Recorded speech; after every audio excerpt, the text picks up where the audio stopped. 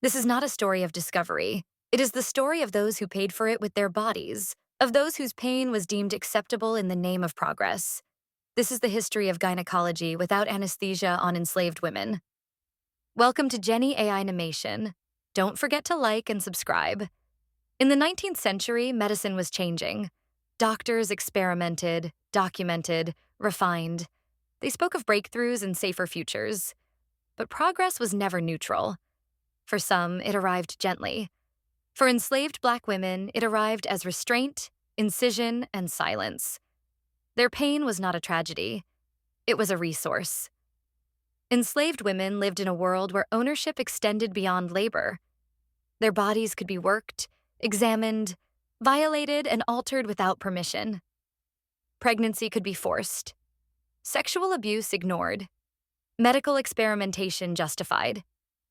When doctors needed bodies that could not say no, they did not need to look far. Slavery had answered that question. There were no sterile hospitals, no ethics boards, no patient rights. Instead, makeshift operating rooms where women were held down while surgeries repeated, sometimes for months. Agonizing procedures, no anesthesia.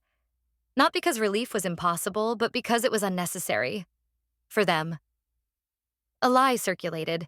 Black women felt pain differently, less intensely. A convenient fiction, a profitable one.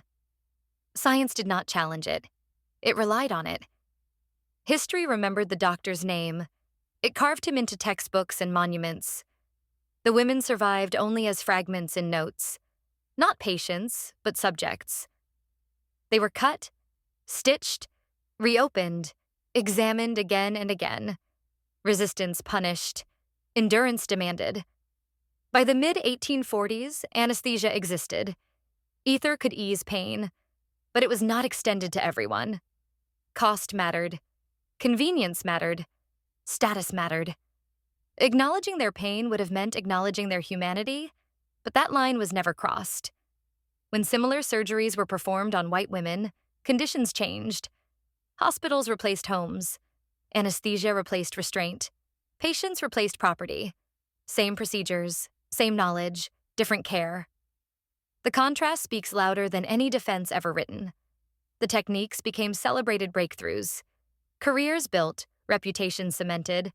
Medical schools taught them. Hospitals adopted them. Gynecology moved forward. Cleaner, safer, more refined. And the women?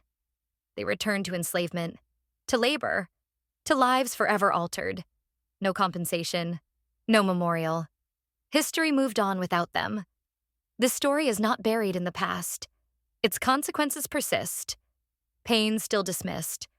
Childbirth deaths still higher. Voices still ignored. Medical myths have long half-lives. So does injustice. Cruelty became precedent.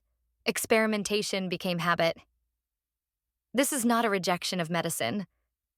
It is a demand that medicine remembers who it has failed. Progress without consent is not progress. Innovation without empathy is not healing. History without truth is erasure. History celebrates the hands that held the scalpel. It rarely remembers the bodies beneath it. Remembering them is not guilt. It is responsibility. Because the future of medicine depends on finally deciding, no one's pain is expendable. Humanity is not earned. It is owed.